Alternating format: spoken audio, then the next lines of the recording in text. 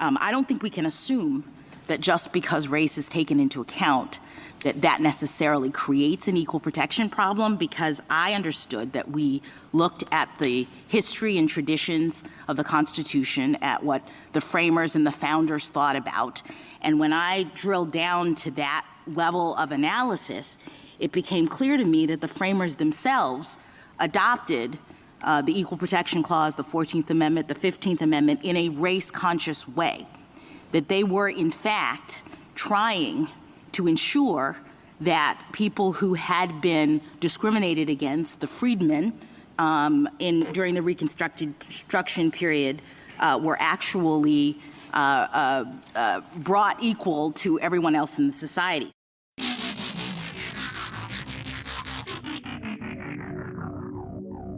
Hello and welcome to What the F*** Just Happened Today, your essential guide to the daily shock and awe in national politics. I'm Joe Amditis. Let's get to it. It's Tuesday, October 4th, 2022. Welcome to day 623. The United Nations warned that the world is on the edge of a recession. In a new report, the UN Conference on Trade Development said that tightening monetary policy meant to fight inflation by central banks in the United States, Europe, and the UK risks, quote, pushing the world towards global recession and prolonged stagnation, inflicting worse damage than the financial crisis in 2008, end quote, and that it would be worse than the COVID-19 contraction in economic activity. Adding, quote, today we need to warn that we may be on the edge of a policy-induced global recession. We still have time to step back from the edge of recession. Nothing is inevitable. We must change course, end quote. The Federal Reserve, meanwhile, reaffirmed that bringing inflation down from its 40-year high will require a slowdown in economic growth and reduced demand for workers by employers. Interest rates are currently set in a range between 3 and 3.25%, and the Fed's most recent projections suggest that they'll climb to 4.6% by the end of 2023. On the other hand, U.S. national debt exceeded $31 trillion for the first time, and the higher rates could add an additional $1 trillion to the federal government interest payments this decade. Meanwhile, job openings in the United States dropped 10% in August to 10.01 million, down from 11.2 million in July. The 1.1 million drop in available positions is the largest decline since April 2020, and job openings are at their lowest level in a year. There are currently about 1.7 jobs available for every unemployed person, down from about 2 per person in July. The price of a home in the United States also posted its largest monthly decline since 2009. Median home prices fell by 0.98% from July to August, while mortgage rates have more than doubled, from less than 3% to nearly 7% since 2021. At the same time, Wall Street has forecasted a 5 to 10% decline in U.S. home prices by the end of 2023, which would be the second largest decline in home prices since the Great Depression.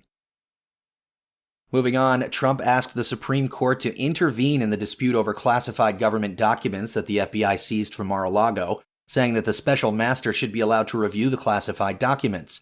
Last month, the U.S. Court of Appeals for the 11th Circuit granted the DOJ's request to keep about 100 classified documents separate from the special master's review. Trump's legal team, however, claims that the 11th Circuit lacked the judicial authority to stay the special master order authorizing the, quote, review of seized documents bearing classification markings, end quote. Meanwhile, in early 2022, Trump's lawyer refused his instructions to tell the National Archives that all the records had been returned because he wasn't sure that the statement was true. Alex Cannon had facilitated the January transfer of 15 boxes of presidential records from Mar-a-Lago to the National Archives. And in February, Trump told Cannon to tell the archives that he had returned everything they had requested. Cannon, however, told Trump that he was uncomfortable making such a definitive statement.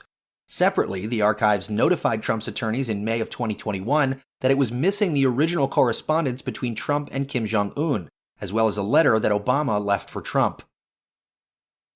And finally, Trump sued CNN for alleged defamation and is seeking at least $475 million in damages. Trump claims that CNN harmed his reputation with, quote, false, defamatory, and inflammatory mischaracterizations of him, end quote, and that CNN intended to, quote, interfere with his political career, end quote, as part of a, quote, concerted effort to tilt the political balance to the left, end quote. For his part, Trump has repeatedly attacked CNN as fake news and called them the enemy of the people. Less than 24 hours after filing the suit against CNN, Trump encouraged his supporters to contribute $5 or more to his cause. That's all for now. You can find the links and sources for all of these stories on the main website. And as always, visit whatthefjusthappenedtoday.com for the latest news and headlines. Until next time, I'm Joe Amditas. You know, the fake news media never shows crowds. They never shows crowds.